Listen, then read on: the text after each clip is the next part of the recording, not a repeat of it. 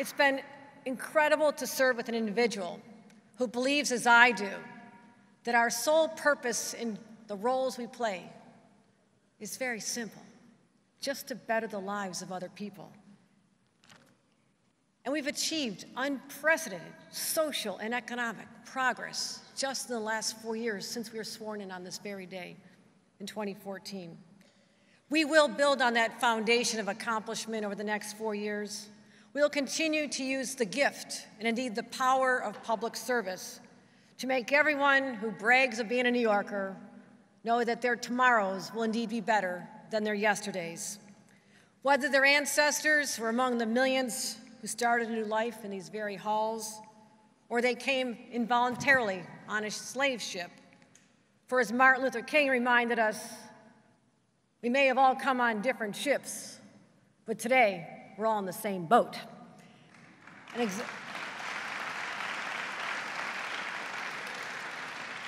And exactly 90 years ago,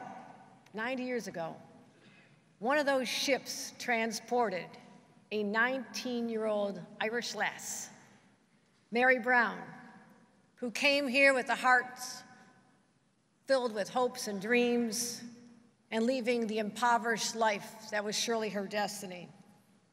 And her Ellis Island record, which I happen to have since we're at Ellis Island, tells us she was brown-haired, 5'4", had no disease, and spoke English. It's all recorded here. And as her experience as a new American unfolded, she worked as a domestic servant, she assembled airplane parts in a factory to help the war effort, she married a man from her home village who worked a back-breaking job as a migrant worker, found his way to a steel plant, and ultimately they raised 8 children in a 2-room house where all the kids slept in the attic.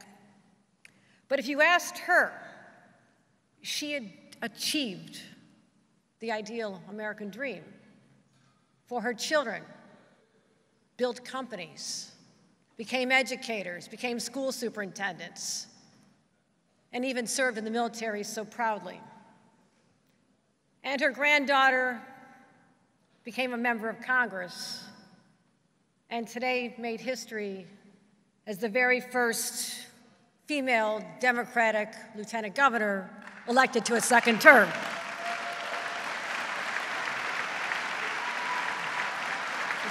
Thank you.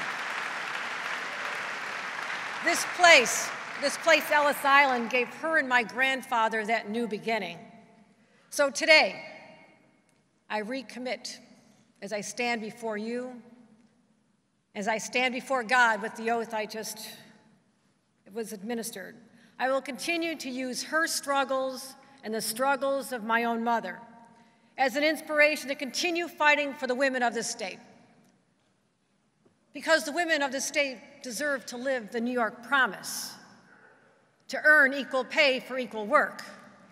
Yes, indeed. To have affordable and accessible quality child care so they can take their place among the ranks of the working. Have access to good paying jobs without fear of discrimination or sexual harassment or assault just because they show up to work. And they deserve a good education from pre-K all the way to college, no doubt about it. And they deserve protection for their reproductive rights. And while my grandparents and countless others before them and after them found a better life here, it was not a perfect life,